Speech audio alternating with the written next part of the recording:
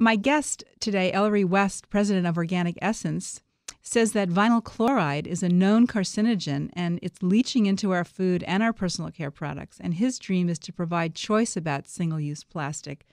Ellery is an entrepreneur and inventor who made soap and body care products in the late 90s. In 2006, he and his wife, Gail, founded Organic Essence Body Care Company, dedicated to making USDA organic products. After becoming aware that organic does not necessarily equal green because most of the packaging is unsustainable, Ellery and his wife invented the Eco Jar and Eco Tube, the first biodegradable packages of their kind, designed not only for body care products, but also for things like vitamin bottles, pumps and sprayers, toothpaste tubes, clamshell packages, and condiment packages. I'm so excited that you're here today. Welcome to your supernatural life, Ellery. Well, thank you, Beth. So tell us a little bit about Organic Essence for those people who have not had an opportunity to try it. What type of body care products do you make, and where is it manufactured?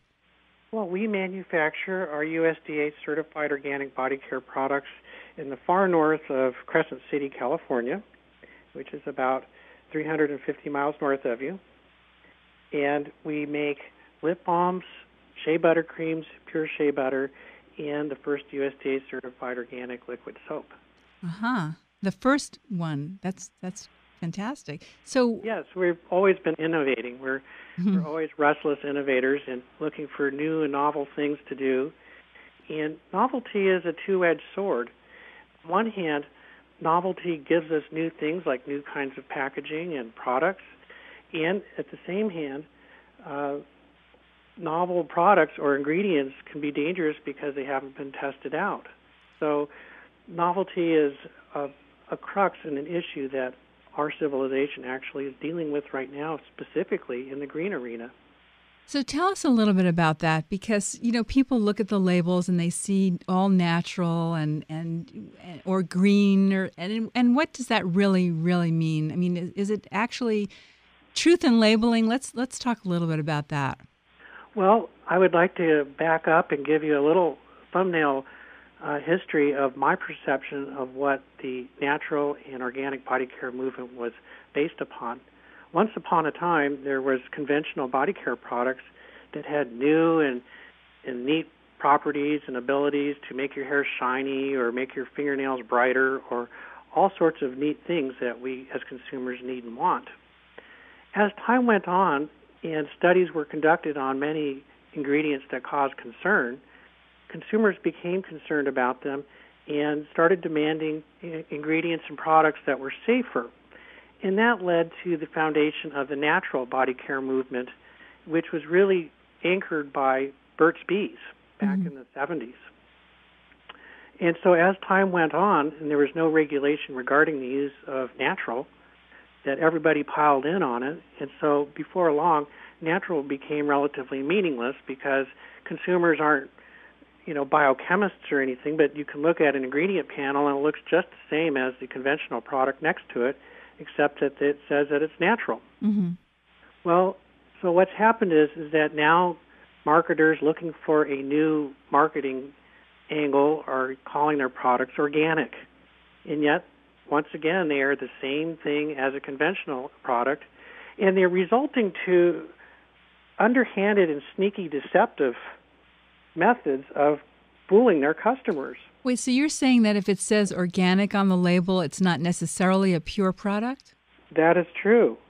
In fact, there is no, unlike food, which has USDA requirements that if you use the word organic on a food product, it must be certified organic by the USDA in one of their third-party certifiers.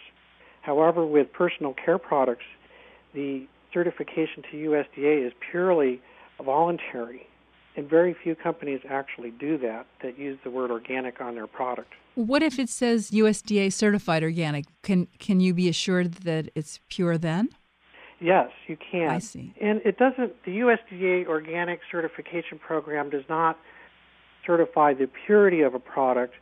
It merely is a labeling law that requires that certain accounting processes in that the ingredients, there's a chain of documentation to the organic farm. or wherever that ingredient originated from. So the purity of an organic product is very similar to the purity of a conventional product, but what the difference is that the key difference of organic is the ingredients that it disallows. For example, in certified organic products, you can't use any chemical preservatives, fragrances, you can't use detergents. These are ingredients that cause concern, particularly in body care products. Detergents are small molecules that conceivably can carry other ingredients into the bloodstream. In fact, it's well known that and documented that just about everybody alive today has body care ingredients found in every human tissue. Right. It's very scary, disturbing, and it affects our hormones. That's true. And the vehicle, the carrier for that in many cases is detergents, which are the backbone ingredient for shampoos and body washes and the like. I see. Now, you said that a certified organic product will not contain fragrance. Is that or that is true, unless it's a naturally plant-derived fragrance. The chemical fragrances are disallowed, as well as chemical preservatives such as the parabens. Right. Now, off air, we were talking a little bit about parabens, and for our listeners, parabens are antimicrobial substances put into products to keep them from spoiling. But you were saying that they produce a form of formaldehyde. Is that? Yes, that's how they work. And in terms of a formulator's point of view, many preservatives can change the emulsification values or the feel or look of a product. And the parabens are very stable, and they don't do that. So that's why you find parabens in so many body care products, because they're easy to formulate with, they're very inexpensive, and they're very effective. By law, the Food and Drug Administration requires that if you have a product that can support, say, E. coli or staph, that it has a agent in it that keeps those beasties at bay, so to speak. And so the ingredient of choice is the parabens. The way the parabens work is that as they slowly oxidize in a product, they break down into formaldehyde. And as we all know, formaldehyde is an excellent antimicrobial. It's also embalming fluid, right? It's found in there. Yeah. And it's well known to be a carcinogen. Mm-hmm. So somebody in Washington or the industry has decided that the amounts of formaldehyde we're being exposed to in a given product is safe and allowable and even beneficial. Well, we all know that getting E. coli or a staph infection on your skin is a dangerous thing, and so these trade-offs are made. However, nobody ever really considered that if you have parabens in every single product that your body is exposed to constantly, you're getting a much larger dose than anybody ever imagined in isolation. Mm-hmm. The Environmental Working Group, Skin Deep, says that the average American woman is exposed to somewhere in the order of 450 distinct chemicals on a daily basis. Right. And nobody has ever and can't possibly do a study that can quantify the dangers of these chemical combinations and exposure. Right, and then there's the synergies of everything we're using, from our skincare, from our food, from our household cleaners.